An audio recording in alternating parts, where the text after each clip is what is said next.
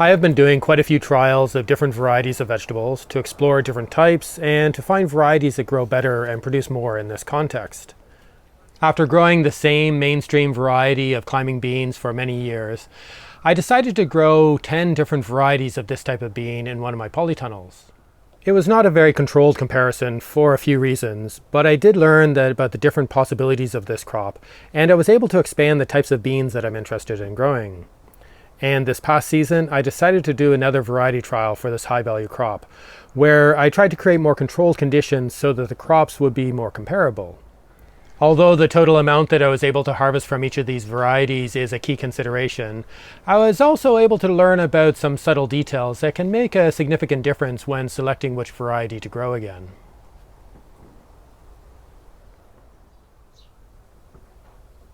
In the trial 2 years ago, I grew the 10 different climbing bean varieties intercropped with a trial of different varieties of courgettes and zucchini. This would have created variable conditions that would have distorted the results, so this year I grew all the different bean varieties side by side. In the previous trial, I had not been able to include the main variety that I've been growing for many years because of bad seeds. And this year I was able to compare it to two other similar varieties that produce the very popular long green pencil-shaped pods. I also included a purple and a yellow long-podded variety, even though I've not been very impressed with similar colored varieties that I've tried in the past. And I included a short-podded variety that I'd grown in the previous trial. I grew a few of the flat-podded Romano type of beans 2 years ago and had been very impressed, but I had not been able to find seeds of some of the varieties, so selected two others which seemed similar for this year's trial. And I included a variety developed for harvesting semi-mature seeds instead of tender pods, even though this was not so comparable with the immature pods that I planned to harvest from all the other varieties. Unfortunately, I didn't save any seeds from the trial 2 years ago, and have struggled to find additional seeds from some of the varieties that I really liked. So this year I decided to save seeds from all the different varieties, even though this would add a complicating variable onto the trial, as it would likely affect how much the plants would produce after the initial batch of beans. So I figured it was better to compare the varieties primarily on the quality and harvest of the first flush of beans that were produced. In total, this year I grew 9 different varieties, 4 of which I'd grown in a previous trial, 1 variety I've grown for many years, and 4 varieties that I had not tried before. I direct sowed seeds from all the varieties in the polytunnel bed in the middle of April, sowing enough seeds to ensure that there were 3 strong plants at each station that were spaced 40 centimeters apart, in order to climb up the length of twine tied to the polytunnel structure.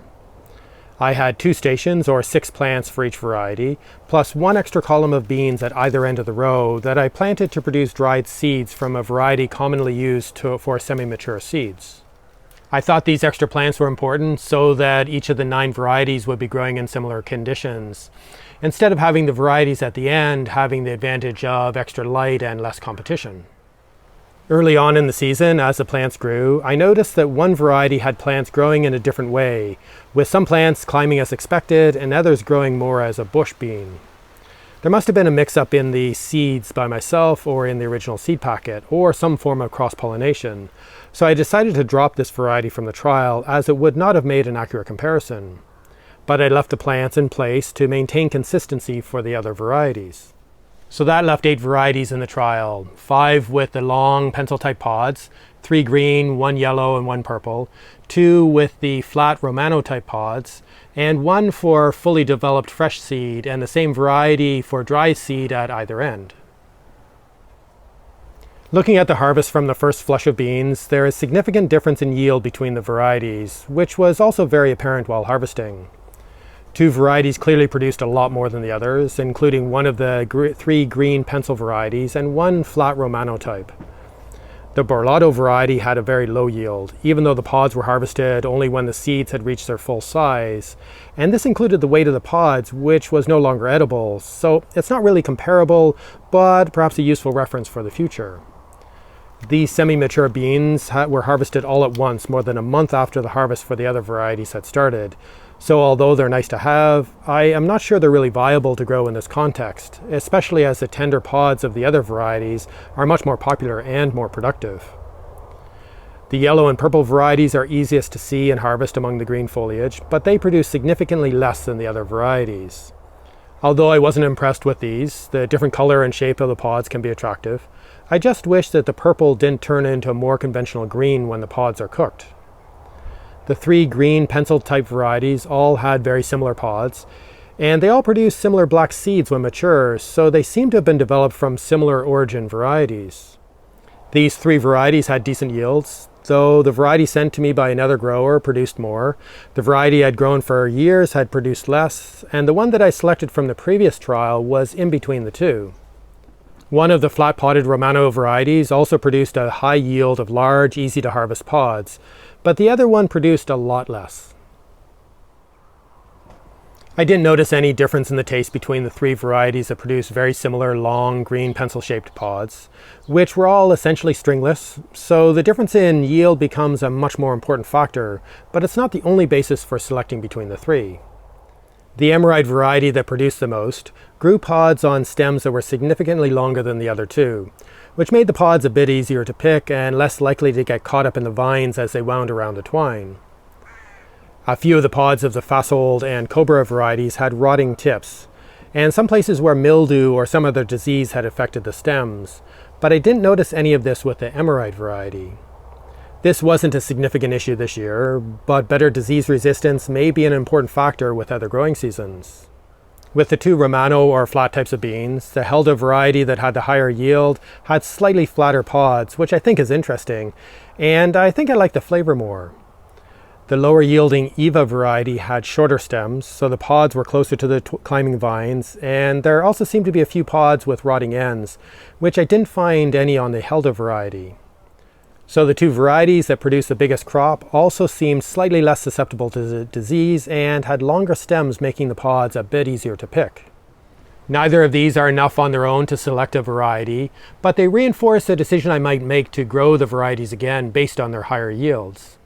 But it was interesting that the Fasold plants were noticeably lighter at top, and they didn't seem so aggressive or tall, producing fewer pods higher up, which made harvesting easier. These plants would not overshadow other crops as much, especially compared to the more vigorous Emerald variety, which could be useful in some contexts, enough to possibly select this shorter variety instead. Looking at the timing of harvests in a bit more detail, all 3 of the green pencil pod types were quite early and started to produce at the same time, 69 days after direct sowing. For the first 4 harvests, the Fasold variety was producing significantly more pods than the other 2, producing a lot more beans earlier, but then slowed down for the last 3 harvests. The lower yielding Cobra variety almost caught up a bit later, but the higher yield produced by the Emerald variety was mainly because of the last 3 harvests, producing a bigger yield over a longer period of time.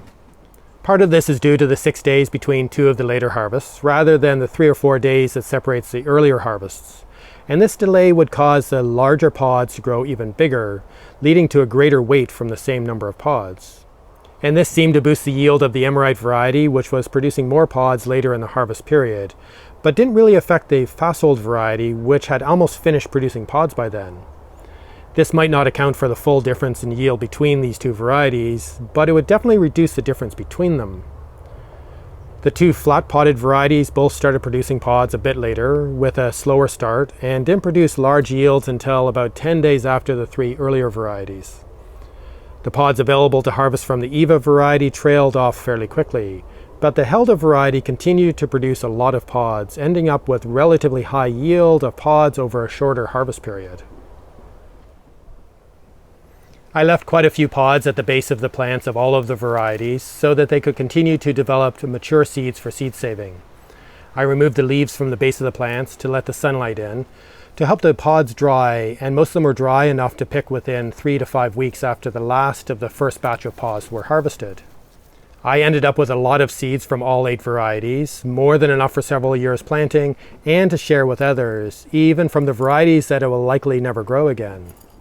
If I wasn't saving any seeds from these plants or waiting for another flush of beans to develop, a different crop could have replaced these bean plants in the middle of the summer, and this is the cost of waiting for seed saving.